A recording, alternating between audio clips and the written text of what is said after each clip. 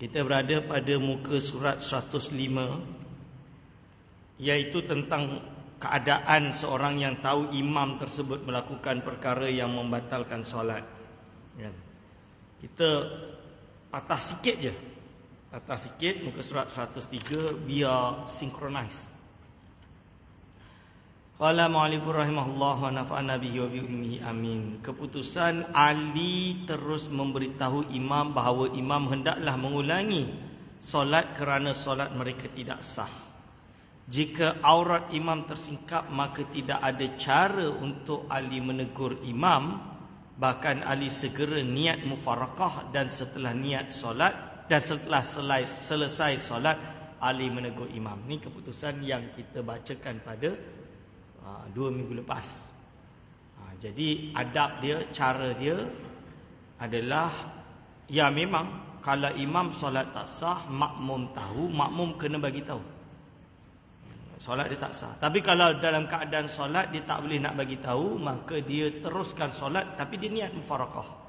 Kerana niat jamaah kepada imam yang diketahui secara yakin solatnya tidak sah, tidak ada solat baginya, maka dia pun makmum tak sah. So dia kena bagi tahu imam. Kalau dia tak boleh bagi tahu imam, dia niat mufarakah. Segera niat mufarakah, dan setelah selesai solat Ali menegur imam. Dia kena bagi tahu. Amar makruf tadi kan kita bagi tahu. Bukan amar makruf nahi munkar ni buat maksiat, tak, kita kena bagi tahu lah yang solat dia tak sah. Jadi tak ada masalah solat tak sah, tinggal ulang solat lah. Macam saya sebut kiblat. Kita tahu dan memang ada tanda kiblat sini. Contoh dia, tiba-tiba ada orang solat macam ni, dia tak tahu. Dah habis solat, baru kita nampak dia habis solat menghadap kita. Cik, solat yang kiblat yang betul macam ni, hanya Allah yang tahu. Kalau situ, saya bukan, yelah kita kecil, lagi muda memang kena hormat yang tua. Cuma ini pemberitahuan lah. Masalah ini bukan masalah tua muda. Ilmu ni bukan alim tak alim, ni just informasi yang kita tahu. Sebab kita orang duduk sini, kita tahu lah kiblat kat sini. Dia pendatang datang tumpang solat, dia mana tahu kiblat kat sini. So dia pergi solat kat sana, solat dia tak sah, so dia kena ulang solat lah. Tu je. Tak ada istilah cara solat tak sah ke apa, bukan. Kan? Ni hanya memberitahu. Tapi kadang-kadang dia tak nak buat macam mana. Okey, catatan. Baru betul. Baru boleh masuk catatan. Pendapat B tidak diterima kerana perkataan berhenti dalam sigat jawapan mereka tidak berdasarkan ibarat. Manakala pendapat C ditolak kerana tidak menepati soalan, kerana yang dikehendaki daripada soalan adalah pakaian yang telah koyak sejak awal solat. Ini yang kita kata bukan asna'is salat ada hadas. Contoh dia, kalau tengah-tengah solat ternyata kain terbuka, itu lain, dia boleh terus tutup kan. Tapi kalau memang asal takbiratul ihram dah terbuka lubang, dia tak sedar kat belakang sarung dia tu lubang, tak sah dari awal solat. Dia bukan fi asna'is salat, berada pada tengah-tengah solat. Ni dua perkara yang perlu diambil perhatian. Okey, soalan kedua tuan-tuan dan puan-puan. Sekiranya imam tersebut masih tidak menutup auratnya setelah ditegur, apakah yang perlu dilakukan oleh Ali? Soalan ini digugurkan sebab dah jelas tak sah. Dan Ali kena bagi tahu dia. Kalau Ali tak boleh bagi tahu dia, Ali terus solat niat mufarakah. Nanti khabar kat dia, dia tak nak dengar, ya sudah. Ini tu soalan dua. Jadi gugur. Soalan tiga, bagaimanakah cara Ali menggantikan imam tersebut? Soalan ketiga, bagaimanakah cara Ali menggantikan imam tersebut? Perbahasan ini berdasarkan catatan bagi keputusan soalan satu. Ni. Jadi, okey. Jadi maksud dia apa? Soalan dia tu, maka kena menjawab soalan ketiga ini berdasarkan catatan tadi yang baru kita bacakan tadi. So pendapat A, grup A dia jawab, tiada cara bagi Ali menggantikan imam kerana masih dalam solat. Alasan dia, hujah dia, dari referensi dia kitab At-Tahqiq. Kitab Tahqiq ini yang saya sebut, antara semua kitab Imam Nawawi, yang paling tinggi hierarki dia kitab Tahqiq ini.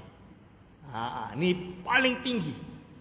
Jadi saya ingat dulu ada perbahasan Imam Nawawi ada sebut di dalam kitab Majmu' bahawa kulit babi tak najis.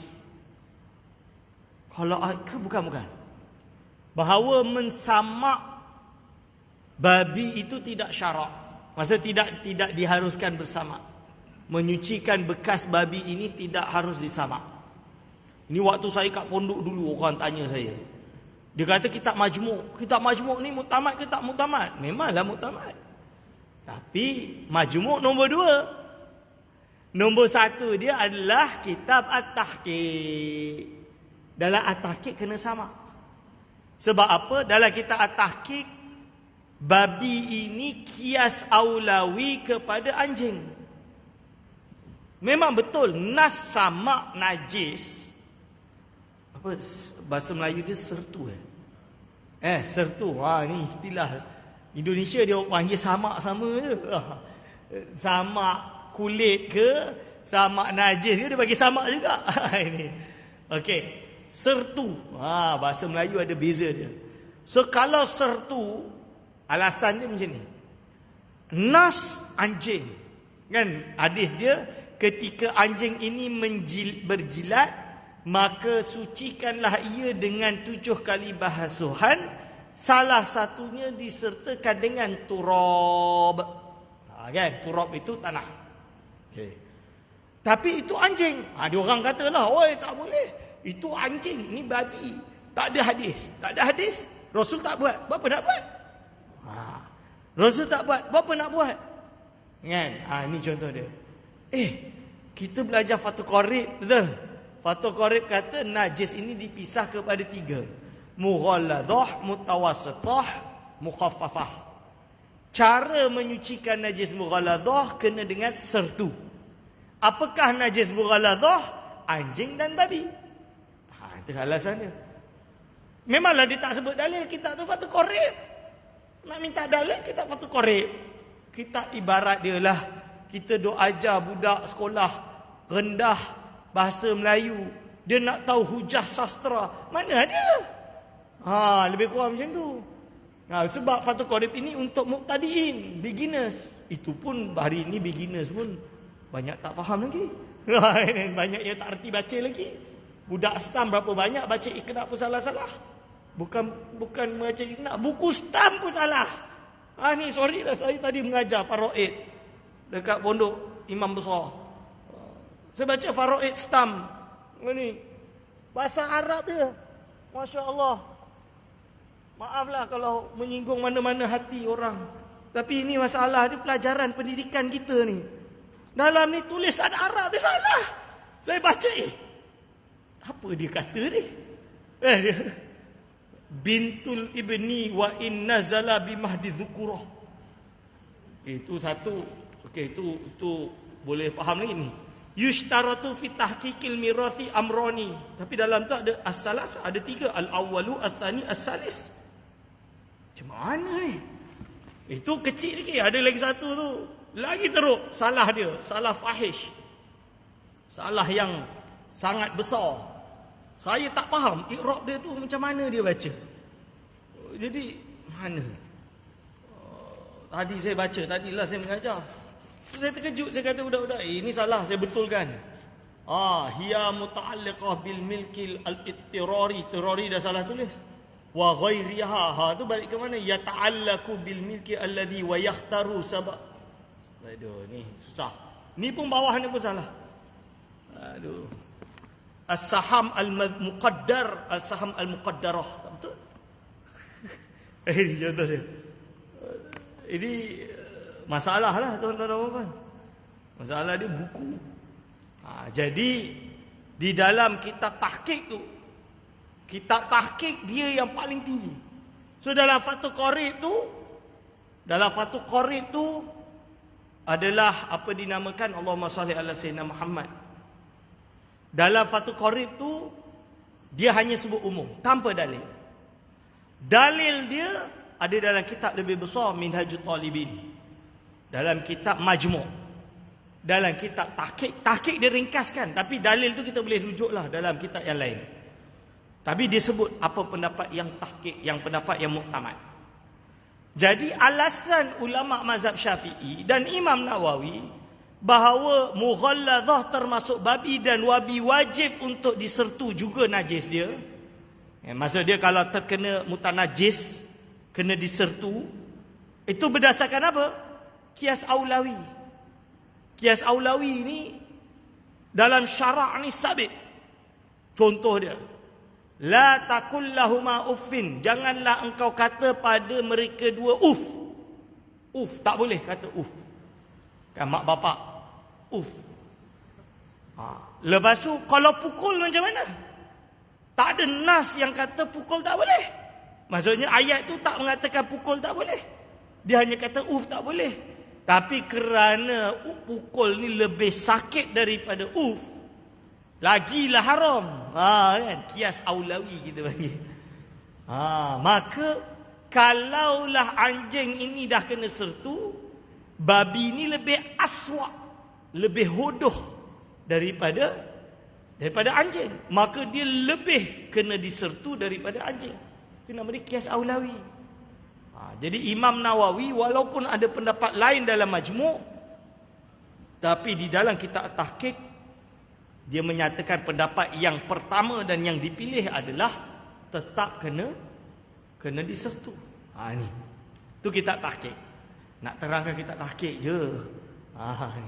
Hadirin wal hadirat bizakullah. Lalu dia kata, idza qata'al imamu salatahu bihadatsin aw ghairihi jaza al-istikhlafu fil jadidi wa qila qat'an wal qawlani fil jum'ati fa in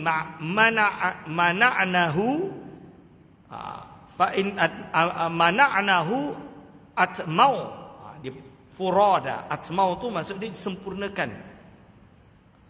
disempurnakan.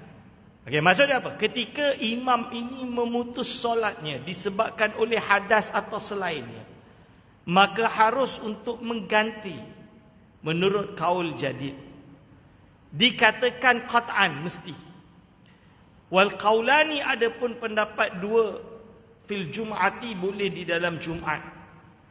Kalau kami menyegahnya, fa in mana'nahu, kalau kami mencegahnya, maka mereka semua menyempurnakan, maksud jamaah-jamaah itu sempurnakan furada dalam keadaan sendirian. Ini. Wa illa fasyartul khalifah salahiyatahu li imamati hadhihi salat wa ma'mumiyatiha wa ayyastakhlifa qabla an yaf'alu ruknan mufradain. Fa in kana ma'muman yusalliha aw mislaha sahha mutlaqan wa khairu. Jaza istikhlafuhu fil ula wa thalithah rubaiyah wa qila la. Jadi intinya dia kena teruskan jelah solat dia. Dia kena solat. Wa illa fa syartul khalifah salahiyatuhu li imamati hadhihi salat wa mu'miyatiha ay yastakhlifa qabla ay yaf'alu ruknan mufradain. Bolehlah ganti dia, boleh. Ganti keimaman dia boleh, tapi dia kena buat sebelum dia masuk rukun yang satu lagi. Sebelum masuk rukun yang satu lagi. Fa in kana ma'muman, kalau dia itu makmum, yusalliha, makmum tadi tetap solat sepertinya, sah secara mutlak, dan lainnya. Boleh menggantinya pada soal rakaat yang pertama, ketiga, bagi soalat yang 4 rakaat.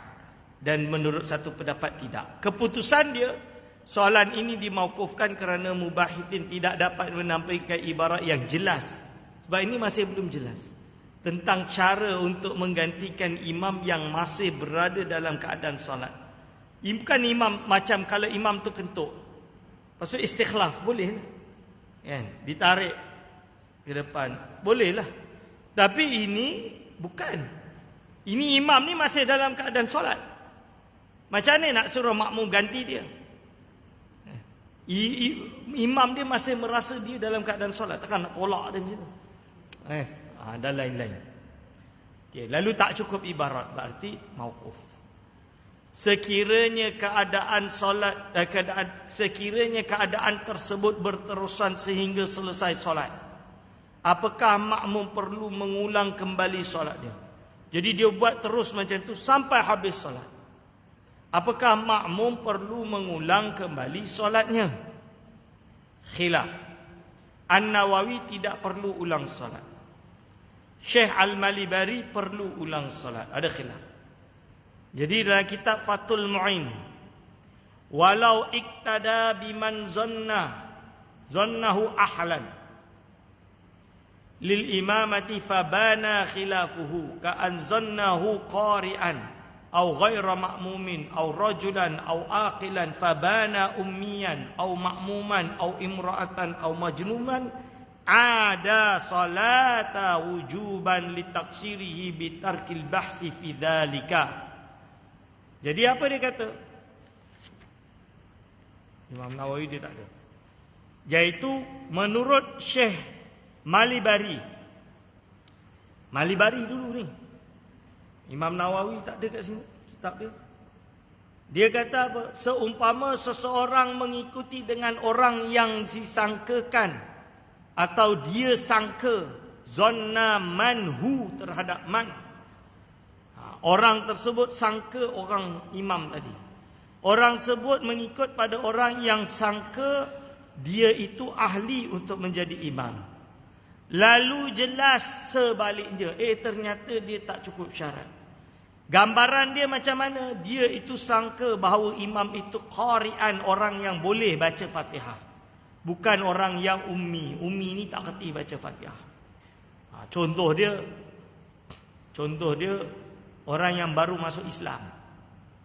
Dia tak boleh, dia bukan muqri'. Dia tidak boleh membaca, dia bukan qari', maaf. Bukan qari', dia tak erti lagi cara baca Fatihah. Dia jangan jadi imam. Jangan jadi imam. Malah ada yang saya lihat mu'allaf, alhamdulillah mu'allaf. Tapi bila dia solat, dia tutup mulut. Tak baca lama sekali. Bila saya tanya, dia kata dia baru masuk Islam semalam. Okeylah, faham. Okey. So, kita faham lah. Tapi dia bukan qari'. Dia ummi. Kita panggil ummi. Au ghaira ma'mumin. Atau bukan makmum. Jadi dia sangka orang itu qari'. Tapi dia bukan qari'. Kita sangka dia itu bukan makmum. Tapi ternyata dia makmum. Kita sangka dia itu lelaki. Tetapi dia perempuan. Kita sangka dia itu akil, berakal, fabana. Tapi ternyata dia itu seorang ummi. Atau dia itu seorang makmum. Atau dia itu seorang perempuan. Atau dia itu seorang gila. Maka ulangilah solat. Wujuban, kerana wajib. Secara wajib. Litaksirihi, kerana dia cuai. Cuai dia macam mana? Bitarkil bahsi, untuk mencari, teliti dulu, tengok dulu siapa imam tu. Bitarkil bahsi, dengan meneliti, meninggalkan penelitian tadi. Fi dzalika, tentang status dia. La iniktada biman zannahu mutatahhiran fabana dza hadasin. Berbeza dengan dia ikut dengan orang yang dia sangka suci. Tapi ternyata dia ini berhadas. Walau hadasan akbara, walaupun hadas besar. Au dha khubusin, khabasin, atau dia ini memiliki kekotoran khafiyin yang samar, walau fi jum'atin, walaupun dalam Jumat. In zada 'alal arba'ina, sekiranya lebih daripada 40 orang. Fala tajibu al-i'adatu, maka tidak wajib untuk mengulangi solat. Kalau tak cukup 40. Kalau 40. Wa in kana al-imamu 'aliman lintifai taqsiril ma'mum idla amarata 'alaihima. Tak wajib mengulang solat seumpama adanya imam itu mengetahui lintifai taksiril makmum, kerana tidak adanya cuainya makmum, idla amarata alaihima, kerana tidak ada tanda bagi keduanya, wa min thamma hasala lahu fadlul jamaah, maka dalam kes ini makmum tetap mendapatkan keutamaan, dapat keutamaan jamaah.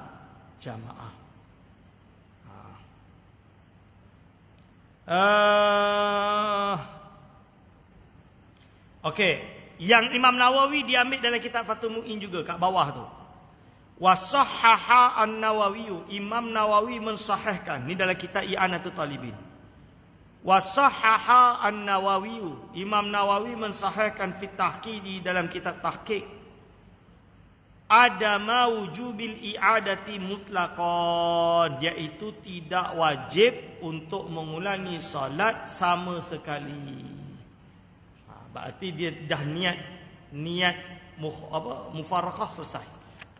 Itu keputusan khilaf. Keputusan khilaf, pendapat muktamad perlu wajib untuk ulang solat. Ini pendapat muktamad.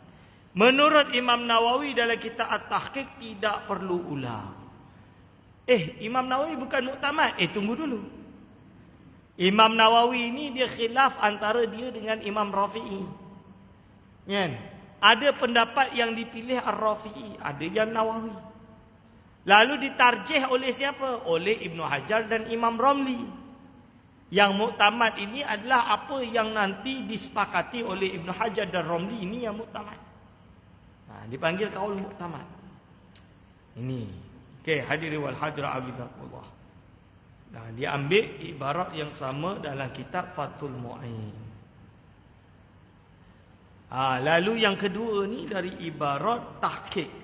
Satrul aurati wajibun anil uyuni, wa kadza fil khalwati fil asahi illa li hajatin wa huwa syartun li sihhati salat, fa in ra'a fi thawbihi kharqa fi salati fa karu'yatin najasatin ila akhirih. Ai fi thawbihi wa badani fala taju i'adatul mu'tim bihi lintifai taksir. Okey. Lalu masuk muka surat 111. Tangkap ikan di perairan negara lain. Tangkap ikan di perairan negara lain. Ni kes maritim. Sampai sekarang masih jadi dilema. Baru-baru ini pasukan maritim Malaysia telah menangkap beberapa orang nelayan yang berasal dari Vietnam atas kesalahan menangkap ikan di kawasan perairan Malaysia. Nelayan-nelayan tersebut telah ditahan dan kes mereka telah dibawa ke mahkamah. Setelah melalui proses penghakiman di mahkamah, nelayan-nelayan tersebut dijatuhi hukuman penjara selama 3 bulan. Dan hasil tangkapan mereka telah dirampas oleh pihak maritim Malaysia. Ini keadaannya. Soalan A, menurut fiqh, apakah di laut juga boleh diletakkan sempadan yang memisahkan kekuasaan antara beberapa negara? Ini secara fiqh, bukan secara undang-undang internasional. Of course, undang-undang internasional kita dah ada undang-undang. So kita kena patuhlah. Ini kesepakatan. Sebab zaman dulu laut ni tak ada batas. Kan? Sekarang tak boleh. Sebab kita boleh nak melarang laut kapal dari China masuk Malaysia, perairan Malaysia. Boleh tak? Boleh larang? Boleh. Tak ada izin, kita boleh tangkap dia. Kan? Contoh dia. Lalu pendapat A, tidak boleh meletakkan sempadan. Ibarat dia daripada Hasyiatan Kulyubini wa Umairah. Far'un wa midh-dhahiri wa minadh-dhahiri samakul barki wa saydul bahri wal barri wal jawarihima wa syajarul aikati wa thimariha fala yajuzu fiha tahajjurun wala ikhtisasun wala qita'un wala irfaqun wala akhdhu malin aw iwadun mimman ya'khudhu minha syai'an wa qad ammat al-balwa bihadza fala haula wala quwwata illa billah. Na'am yamlikuha tab'an lil buq'ati idza malakaha kama mara. Maksud dia apa? Fara' dan termasuk daripada yang zahir, ikan ataupun binatang laut, aus ke, apa tu namanya, hiu ke, darat ke, ataupun pokok ke, buah dia ke, tak boleh padanya melarang, tahajjurun, melarang, atau tak boleh mengkhususkan ni pokok aku. Tak boleh juga memotong ataupun memaksa orang untuk ambil harta dia, ganti, bayar balik daripada orang yang mengambil daripada tempat-tempat ini sesuatu. Orang memancing tak boleh. Kerana apa? Ammat al-balwa, kerana balwa, cobaan ni dah luas. Bihadza, dengan sebab ini fala haula wala quwata illa billah. Naam, betul, kecuali kalau tanah tu dimiliki olehnya. Contoh dia, ini tanah saya. Saya tanam pokok. Tu kitab tu kata boleh lah ambil. Mana boleh, tu tanah saya boleh lah. Tapi laut tak sebut. Ni. Jadi boleh ke laut kita beli? Ini isu dia. Tak boleh laut tak boleh dibeli. Okey, hadirin wal hadra hafizakumullah. Okey, itu adalah pendapat A. Pendapat B, tidak boleh meletakkan sempadan, tak boleh. Meletakkan tak boleh. Ambil daripada Hasyiah Jamal ala Syarhil Manhaj, Syarah Fathul Wahhab dia. Hasyiah Jamal terhadap Fathul Wahhab dia. Qauluhu falaysa lil imami iqta'un. Iqta' tu menghalang. Tadi rasanya iqta'. Ni banyak dia punya tulisan Arab dia salah type.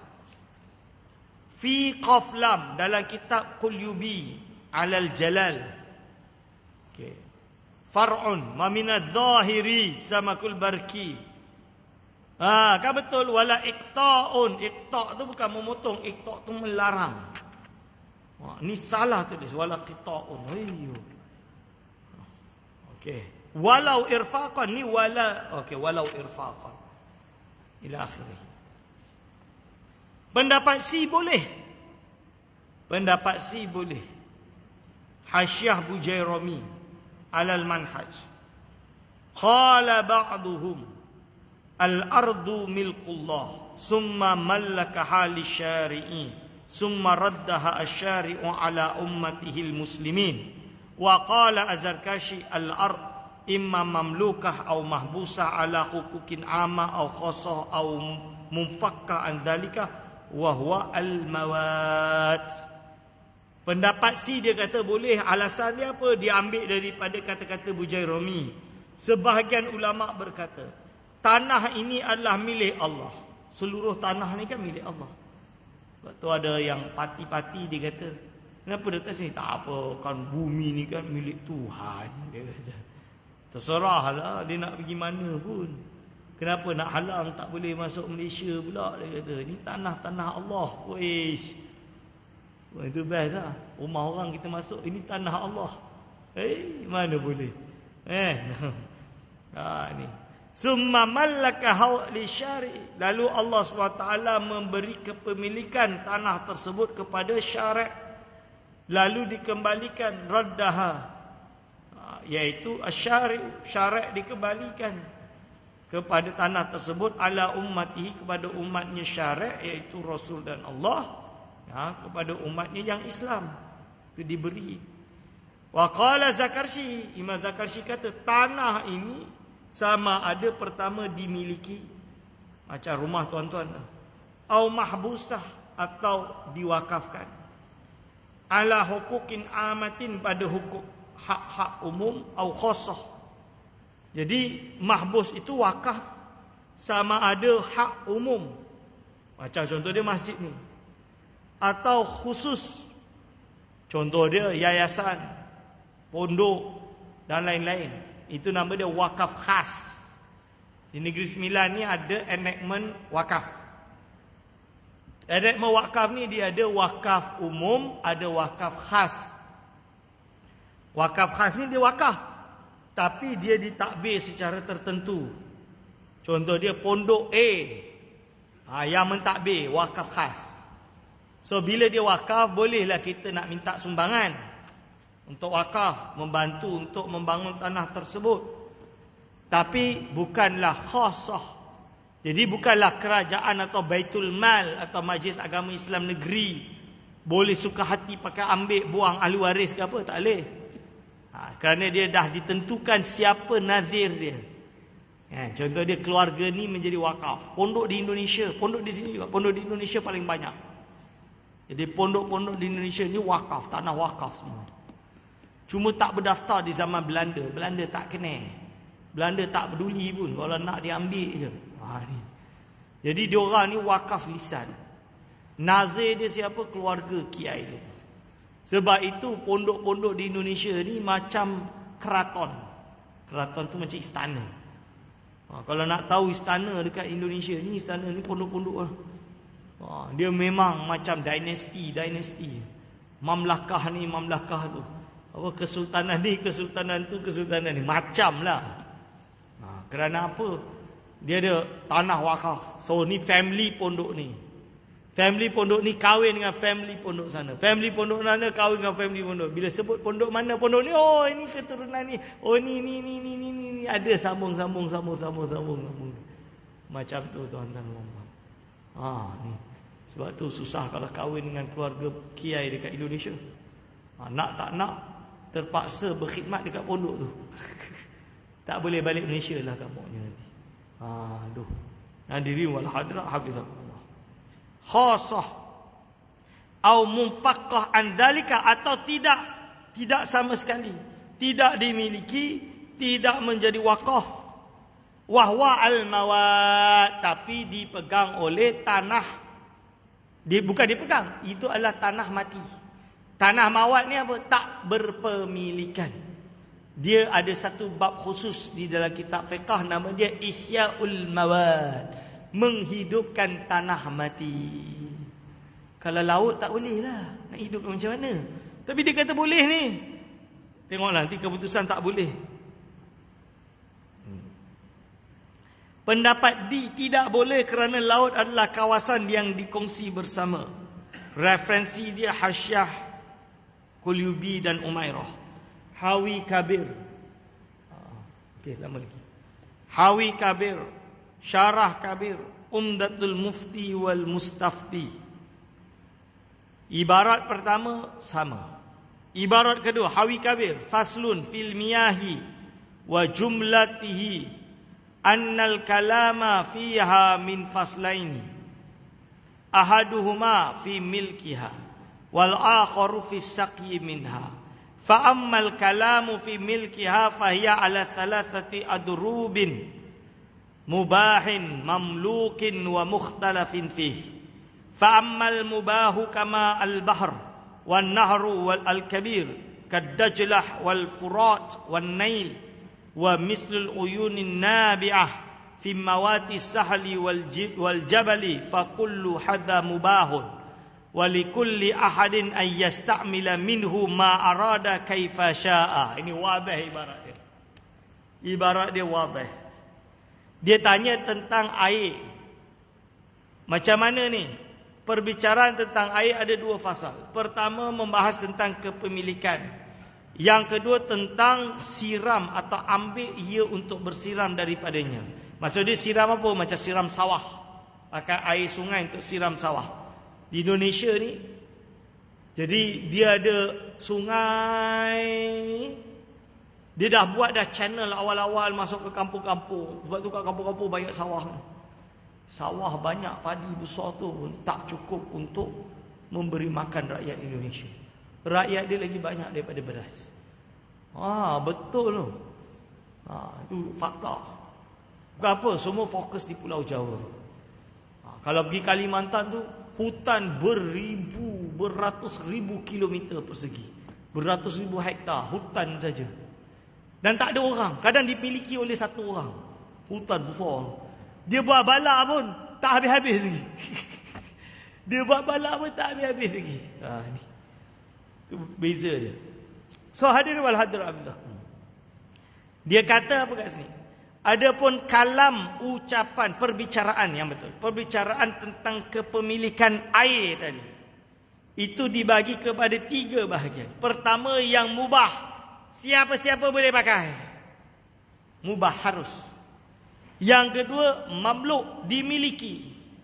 Yang 3 mukhtalafun fihi, yang terjadi perbezaan pendapat padanya.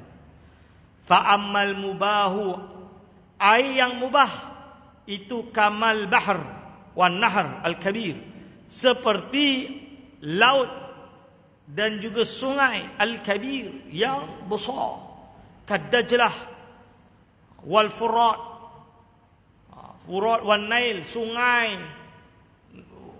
apa tempat apa danau besar kan, dan lain-lain. Ini bebas. Wal mislul uyun nabi'ah fil mawati sahli wal jabal, dan juga seperti mata air yang keluar di tempat yang tak ada orang duduk, yang air terjun, gunung kan, nampak. Fa kullu hadza mubahun, semua ini mubah tuan-tuan.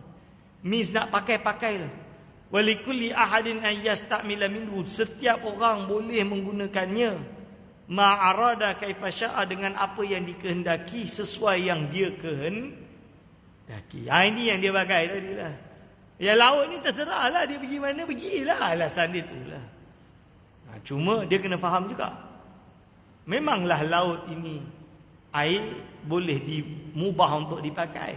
Siapa pun, orang Vietnam datang pun hakikatnya memang tak ada masalah. Cuma sekarang negara ini, sistem negara dia dah memiliki kekuasaan, betul? Kita tak nak ada kapal Portugis atau Spanyol zaman dulu lalu di perairan Selat Melaka. Kalau lalu ni berarti ada unsur-unsur dia boleh datang untuk menyerang kita. Boleh tak kita halang dia masuk? Apa salah dia kan? Buktinya zaman Sayyidina Uthman bin Affan dah ada peperangan guna kapal. Peperangan pertama umat Islam menggunakan kapal. Sebab itu di zaman Daulah Uthmaniyah, laut ini memainkan peranan yang sangat penting. Jadi budak-budak ni kena baca ibarat lebih dalam lagi. Ada banyak lagi kitab yang boleh dia baca. Dari zaman Daulah Uthmaniyah ni ada yang dipanggil dengan Laut Mediterranean. Ni kan pemisah antara Eropah dengan Afrika, pemisah antara Timur Tengah dengan Eropah. Jadi siapa yang menguasai Mediterranean, berarti dia menguasai trading, kapal yang bawa barang untuk jual beli. Maka Ottoman Empire membuat navy yang besar.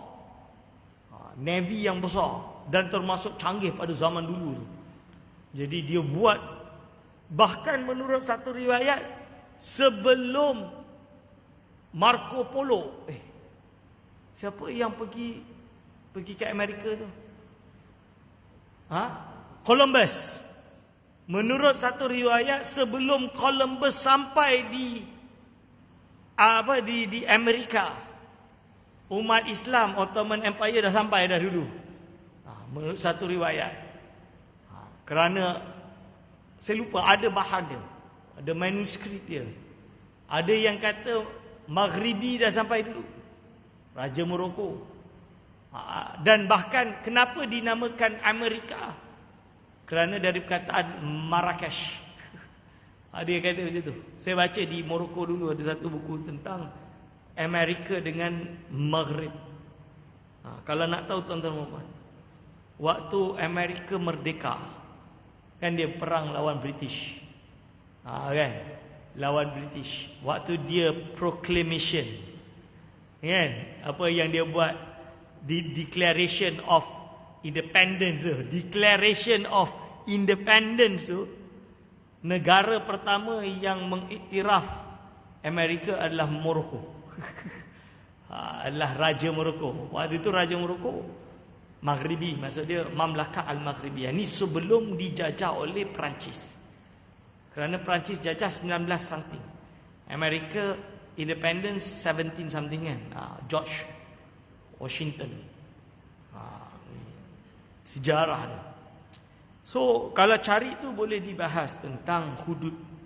Setahu saya dulu kita bahas di Ambalat. Perbahasan Ambalat di Indonesia. Of course Indonesia dia nak buat versi Indonesia lah.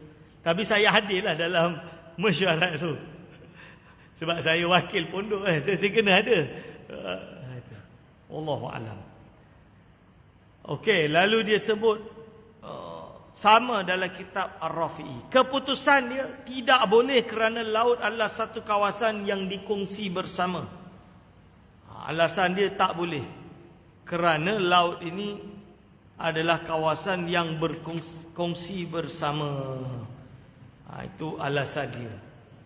Wallahu alam. Lalu soalan B. Apakah hukum perebutan nelayan Vietnam yang menangkap ikan di kawasan perairan Malaysia menurut perspektif fiqh? Perbuatan nelayan Vietnam ni boleh ke tak boleh? Tidak boleh. Tetap tak boleh. Boleh tak dia menangkap? Tidak boleh. Pendapat A. Kerana apa? Mas'alatun yajibu intisalu amril imami fi kulli ma lahu fihi wilayatun kadaf'i zakatil mali zahir fa in lam takun lahu fihi wilayah wa huwa minal huquqil wajibati awil mandubah jaza ad-daf'u ilaihi. Wajib mematuhi perintah presiden atau perdana menteri atau raja atau sultan atau khalifah. Imam tu maksud imam. Fi kulli ma lahu fihi wilayah, pada setiap perkara yang ada padanya kekuasaan, seperti membayar zakat mal yang zahir. Jadi bila kerajaan kata semua wajib bayar zakat, wajib bayar. Negeri Sembilan di bawah Ulil Amri Majlis Agama Islam Negeri Sembilan, Mains. Yang wajib taat ni dengan Mains, bukan pergi bayar negeri lain. Sebab di Negeri Sembilan ni yang berkuasa Mains. Ni kena faham. Banyak orang tak faham. Saya bayar ke amil negeri lain. Amil negeri lain tu bukan amil bagi anda, kerana anda di Negeri Sembilan. Yang mendapat asnaf amil itu yang ada tauliah dari raja-raja Negeri Sembilan. Ini kena faham. Pergi bayar ke amil negeri lain, itu bukan amil. Sama macam bayar orang yang bukan asnaf. Sah ke tak sah? Tak sah. Tapi kalaulah yang dibayar tu orang miskin di negeri lain, itu boleh. Kerana asnaf termasuk dia fuqara wal masakin. Di mana-mana pun orang tu berada, kalau dia asnaf, khilaf dia tentang naqlu zakat sahaja yang terjadi khilaf. Naqlu zakat ni mindah zakat. Khilaf. Tapi kalau nak bayar ke amil negeri lain, kita duduk Negeri Sembilan tu tak betul. Kena bayar di Negeri Sembilan. Jangan sebab nak dapat diskaun, dapat pengembalian, lepas tu kita bermudah-mudahan dalam bab zakat. Zakat ni macam solat. Tak cukup syarat rukun, tak sah. Masih hutang dengan Allah Subhanahu Wa Taala, tuan-tuan. Hadirin wal hadirat hafizakumullah. Ini kena hati-hati. Ini dia sebut mentaati. Keputusan dia khilaf. Imam Ibnu Hajar tidak boleh dari segi zahir dan batin, kerana larangan yang terdapat dalam undang-undang antarabangsa tersebut adalah maslahah terhadap umat. Imam Romli kata boleh. Jadi yang sahih tidak boleh. Kerana apa? Idza ta'arada baina Ibnu Hajar wal Ramli, dimenangkan Imam Ibnu Hajar, kerana Ibnu Hajar lebih dakik. Ini hadiri wal hadrat. Catatan pihak lajnah memutuskan khilaf berdasarkan ibarat pendapat A. Kerana itu sahaja yang ada. Ibarat ini tentang mentaati zahir dan batin pemerintah. Maksud zahir dan batin apa? Kalau batin ni maksud dia kalau dia tak ikut berarti dia berdosa. Kalau zahir saja dia tak ikut, berarti kalau tak kena tangkap, tak berdosa. Dia macam tu. Wajib taat secara zahir, bukan batin. Ini hadirin wal hadirat, hafizakumullah ta'ala. InsyaAllah kita ittifakkan sekadar ini pada pertemuan yang akan datang 2 minggu lagi. InsyaAllah kita masuk soalan C pada bulan yang akan datang. Aqulu qawli hadza astaghfirullah li wa lakum. Wassalamualaikum warahmatullahi wabarakatuh.